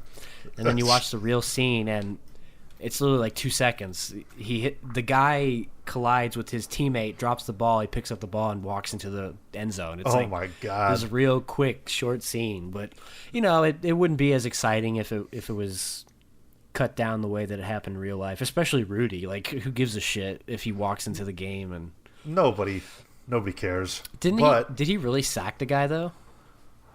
I think he sacked him in real life. No, yeah, the play's real. Yeah, I mean, it's just they weren't chanting for Rudy to Rudy guy gets into the game and he tackles. Yeah, it wasn't a big spectacle, but honestly, like, more so than that, I like just the part of him like trying to get into college. I think the best scene in that movie is when he gets accepted into the school. Yeah, because that's like it's good. That's the first hurdle to get over. Yeah, everything else after that's cake. I have one that you probably haven't heard of. Well, maybe you've heard of it. I've heard of every film known to man. Brian's Song. Yeah, with James Caan.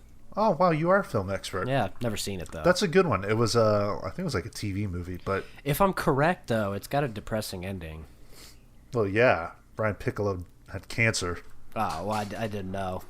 Yeah, and it was his friendship with him, Brian Piccolo, and Gale Sayers, who's Billy D. Williams. Okay, I see that poster all the time. I'd recommend it. Cool, I'll check it out. Brian's Song. What does he sing? Yeah. What song does he sing? I don't know. Take me home, country road. I think it's his team's fight song or some shit. Neat. Neat. College football sucks. It does. Well, we got another boxing movie, Cinderella Man. This is one of the lesser talked about ones, but I think it's still pretty good. I haven't seen this. Russell Crowe. It's got the dad. The dad from Dickie Roberts playing Max Baer, who is like known as this boxer who just killed people in the ring. Shit. And Russell Crowe is James Braddock. I guess it's good since I can remember this shit without looking it up. But yeah, the dad from Dickie Roberts. You're really selling me. Russell Crowe. Russell Crowe. This is a winner's movie though, so you'll like it. Oh, thank God. I'll check it out. Yeah, it's one we watched in school, and I liked it then. It's been a few years, but yeah, pretty solid. Pretty solid boxing movie. It's kind of in the same vein a little bit as Rocky, where it's just a guy that doesn't have any other skills. Like all he knows is boxing, and right. That's how he survives and takes care of his family during the Great Depression. Interesting. Yeah, pretty good. 61. Ooh. Yes. Love it. It's pretty But good. I love it. Yeah, I mean, I love that whole story. Big Yankees fan, Roger Maris, Mickey Mantle. It was a story I knew nothing about. And to be honest, like, you don't hear about Roger Maris in the same vein you hear about Mickey Mantle. You don't. Well, and that's by design, because Roger Maris was not into that sort of lifestyle of people knowing what he's doing all the time. Yeah, he couldn't handle a lot of that. I like the scene in the movie where his hair's falling out because he's so stressed out. Yeah, that's something you don't really see in movies, is the stress of all that. I wouldn't say popularity, because they didn't really like him. Yeah, just the constant attention, Couldn't deal with it. I can't deal with one bad comment. Oh, I know. Great Billy Crystal directed film. I prefer Billy Crudup. Somebody has to. I think most people do. Almost Famous is better. No, I prefer My Giant. Ew, what is that? Look it up. Oh, wait, I do know what that is, because you talked about it before. Skateboarding movie, Lords of Dogtown. I've seen it, but it's been a long time. I like this movie. I've heard good. I know people really like it. It's definitely the early years of skateboarding. So it's like when they finally switched to the urethane wheels, and they kind of changed the way that you're able to skateboard. Yeah. You're not seeing 900s from Tony Hawk in this. You're seeing guys that just like glide on the ground. Yeah, it's the old school approach. Mm-hmm. Got a bunch. You know what the world needs? What? Some more really good fishing films. Moneyball is up next. You're so fucking... I only fish in Animal Crossing. Who the fuck wants fishing movies? It's boring to fish in the first place. No, let alone watch try, somebody do it. You should try... You might enjoy fishing. It's a fucking relaxing thing. I did. 17 years ago. You didn't do it right. It was like with a little kiddie fishing hook, too. Yeah, I'd hate fishing, too, if that's the only way I did it. No, I was like, Dad, I don't want to do this. Let's go home. Oh, you're one of those asshole kids. Your dad's trying to take you out fishing and you just bitch the whole time. Let's go home, and I just want to go home and play Episode 1 Star Wars Racer. Dad, hey, Arnold's on in a little bit. Dad, I want to watch Rugrats. You haven't seen Gone Fishing? Hell no. Not enough time in my life for that. Joe Pesci, D-Glove? I prefer D-Glove as a baseball manager. All right, fair enough. There really are no good fishing films. Well, why don't you direct one? It's a good idea. Write your life story. A river runs through it. Hey, on Golden Pond, there's a fishing scene in that. Well, yeah. It says pond in the title. Good scene where Henry Fonda drives the boat the kid drives the boat into a rock, and Henry Fonda goes flying out. Oh my god, I can just imagine what that scene looks like. It's fucking great. Horrible. Is that the right Fonda? Yeah. Too many of those fucks. There's Peter Fonda, there's I get Bridget them mixed Fonda, up. there's Jane Fonda. Oh yeah, Peter's the one in Easy Rider. Yeah. The lesser of the Fondas. Who died recently. He did. Speaking of great baseball moments, you love to see Zach Wheeler blow one right by DJ LeMahieu. Moving on. Following along. Shut the fuck up. What an idiot. Speaking of, do you like Moneyball? I do. Yeah, I mean, I've only seen it once. I thought it was really good. Yeah, but I think it's just not something I felt like I need to go back to. It's another loser's movie for sure. A total loser's film. But I like the documentary style of it. It clashes real life footage with with movie footage. I don't know. It's just done really well. And right. I know the concept of Moneyball is kind of controversial, and it gives teams ways to cheap out on players, but I find the whole thing kind of fascinating. No, that was an interesting baseball movie, way different than anything else. Very good baseball. Could do without the scenes of Brad Pitt buying a guitar for his kid. Like, who cares? I don't care what Billy Bean is doing with his kid that he didn't care about. Who gives a shit? Chris Pratt's best performance, though. Huh. Play Scott Hatterberg. Ooh, wow. Ooh, way better than Scott Star-Lord. Yeah, I agree with that. The Fighter. Hate it. I hate this movie, too. I don't get it. It's got that weird shit brown color palette. Something about it is just very off-putting. Yeah, it's called Mark Wahlberg. I was thinking more along Christian Bale, but... I was thinking more along David O. Russell's the pretentious dickhead. Because, Mark Wahlberg was in Shooter, and that's a pretty good movie. Oh, so that makes him good because he's in a pretty good movie. And he was also in The Italian Job, which is a pretty good film. Well, he's also in Ted, which I find funny. So, yeah. I don't mind Mark. He's also in The Departed at Five. Oh, you the fucking rat? Who the fucking rat? Let's see. I'm tired, so let's get through this. Rocky, Creed. Obviously, those are fantastic. I love the entire Rocky series. I do too. We should do a whole retrospective on them. Yes, that would be great. I even enjoy the street fight one, part 5 or whatever that is. I do too. Rocky 5 with Tommy. What's his real name? I don't know what his real name is. He died somewhat recently. I think he had HIV. Yeah, he lived a party lifestyle. Have you ever seen The Babe? John Goodman? Yeah. I have. It's it's about Babe Ruth. He played for the Yankees. Yeah, but they could do a much better Babe Ruth film. Who would play Babe Ruth in your ideal film? I mean, I think John Goodman was a good casting. Yeah. But I just think the movie's a little cheesy. Nowadays, God, I don't know. Might have to be like an unknown.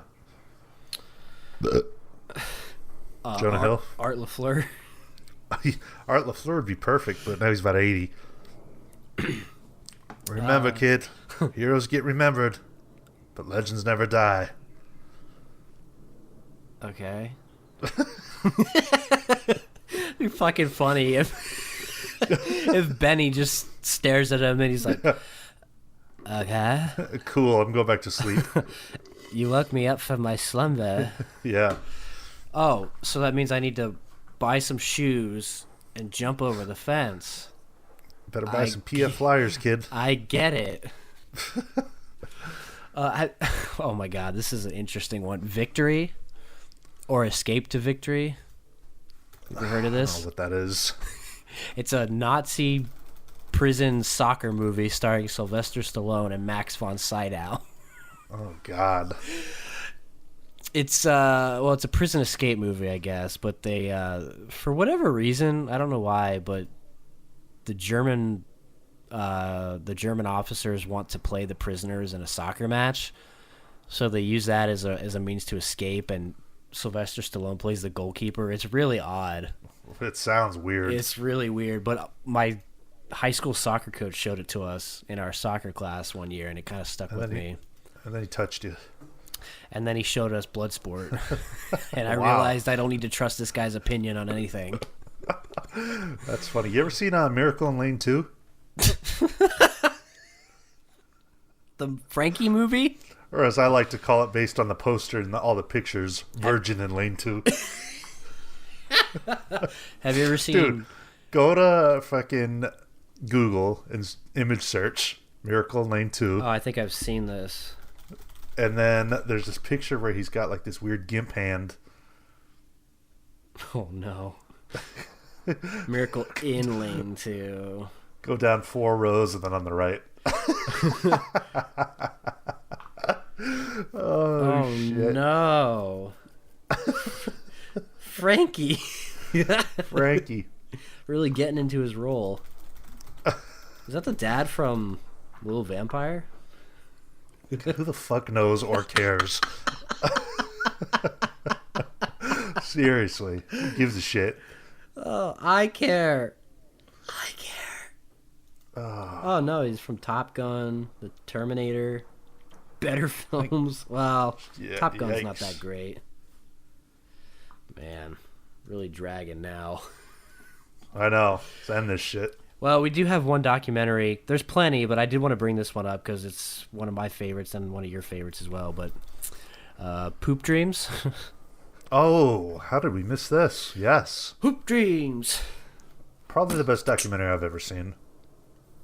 I definitely agree. It's fantastic. It's Yeah. Real life thing where they follow these two kids over how many years? Maybe like 5, because they go through all of high school and then into some of college. Yeah, they were supposed to be like big basketball prospects, and not even just the basketball stuff, but the really interesting stuff is like, you know, they grew up in like Chicago, a lot of crime and stuff, and you know, they're not less fortunate homes, I guess. It's just an interesting look into the side of like scouting players and prospects that you don't really see a lot. Yeah. But it makes me really want to check out the Safdie brothers documentary, Lenny Cook, which is kind of about the same thing. Shit. I really like Hoop Dreams. That's a Criterion, folks, that, you know, if you're looking to get into them, grab it. And then, speaking of a couple of fantastic basketball movies, Space Jam and Air Bud. Ooh. For which one? Space Jam. Space Jam. And everybody get up, it's time to sing out. It's not even a good movie. I like it because I was a kid. I mean, it's okay, though. You know, it's not a bad movie, I don't think. You're an adult now. Yeah. You still like it? Yeah, I like it. I just don't think it's a great film. It's ridiculous, but I think that's part of the charm. Like, it did something different with the mix of real life and animation. Yeah. Hey, Michael, it's Stan Podolak. Stan Podolak. I'm gonna need you to come out soon. Grab your shoes, get in the car. We'll get a Big Mac on the way to the park. What? Is that in that? Yeah, he says that to Michael. Oh my God. Well, it's Charles Barkley's best performance next to Inside the NBA. That shit. We've said it many times, but that shit is some of the funniest. One of the best comedies. Hoosiers, I think, is actually a pretty good basketball movie with Gene Hackman. I haven't seen it. It's in kind of the same vein of like The Way Back and stuff like that. It's a shitty team. They bring in a coach, and he changes the culture, and everybody's better. Everybody suddenly learns how to play basketball. Of course. That's not how it works. Glowing review, but it's pretty good. Okay, we're almost done. We only have a couple more. Have you ever seen the movie Sugar? I have not seen that, but it was filmed out in my hometown at one of the minor league parks out there. It was filmed out here too, right down the street from where I live. I know a couple guys that were extras. Oh yeah? Yeah. That's pretty cool. It's another one of those movies though that's, you know, delves into the minor league system and, you know, things you don't really see, but it's a more serious tone than something like Bull Durham. I've heard that's good. Not to mention it's about kind of the life of a foreign player coming in and yeah, trying to find I want to see that. That's pretty good. I'll let you borrow it. I'd like to watch that one. Okay. What about Caddyshack? Oh my God, yes. There you go. Why are we waiting so long to talk about that? Because I made the list. God, that's one of the comedy classics, bro. Comedy Have you ever even seen it? I have. I thought it was fine. Gambling is illegal at Bushwood, sir, and I never slice. Oh, did you know that this one scene was improvised by Bill Murray where he hits the flowers? I think Bill Murray is the worst part of the film. I don't even think he's very funny in the movie. I don't like the gopher part. I like the stuff with Chevy Chase, Rodney Dangerfield. You know, that shit's funny. Whoever that asshole is. Yeah. And I never slice. I mean, it's kind of become part of our conversation culture with that look that Rodney Dangerfield does. Yeah, it's like, oh yeah, the hat looks great on you, and then he does that real smart ass, like, yeah, whatever. No, it doesn't. Who's that chick in the movie is so hot. I don't know what her name is. Blonde chick, Sydney Morgan. I'm curious now. Yeah. Man. Sydney Morgan. Woo! Woo! A woman. She was smoking. Oh, what's up? Yeah. What's doing, babe? Oh shit. Mm-hmm. Yeah, I need to watch that one again. I like it a lot. It's pretty good. Speaking of good films, Chariots of Fire is a really good running film. It's where we got the overabundance of parodies and satires with the dun dun dun dun dun dun. The National Lampoon's Vacation parody's the best. That's right. They do that. They do that in How the Grinch Stole Christmas as well. Yeah, it's been used So many times. But it's the best in that movie, and I think that's a really good one. And then last, but perhaps least, A League of Their Own. I like the film. I like the film too. Yeah, it's different. It's not my favorite. I don't have any problem with it. I would say I kind of like it. Yeah, it's enjoyable. Tom Hanks is good in it. Gina Davis. I don't know. Is Madonna good in it? I think she's pretty. She's solid. fine. Rosie O'Donnell. Yeah, pretty solid. Girl baseball movie. Where are the girl baseball movies? There are few and far between. Actually, I think there's only one. Yeah, I think this is it. But it's a good one. Yeah. But that about that for sports movies. It wasn't really best sports movies. It was just a list of like as many as we could come up with. Yeah, because they're really, when you really break it down, there's not a ton that stand above the rest. Yeah. Well, if you're listening, let us know what some of your favorite sports films are. I'm sure we've missed some that I'm going to think like, oh, fuck. How did we miss that? But that's all right. Yeah, that's all right. Anything else? This is the year. This is the year the Phillies are going to the World Series. Shut the fuck up. Hey, if you're a fan of the podcast, leave us a review on iTunes. Really appreciate that. Subscribe to the YouTube channel, Slacker Media over on YouTube, or just search Cinema Scumbags. You'll come across our channel. A lot of content on there. Got some stuff waiting in the wings. A Blu-ray update that's going to be coming out at some point. We did a Titanic video where we discussed the film. A lot of content over there. Check that out. Anything else, buddy? That's it. That does it. Episode 155 of the Cinema Scumbags podcast. Best sports films in the books. Thank you guys for listening. And as always, go fuck yourselves.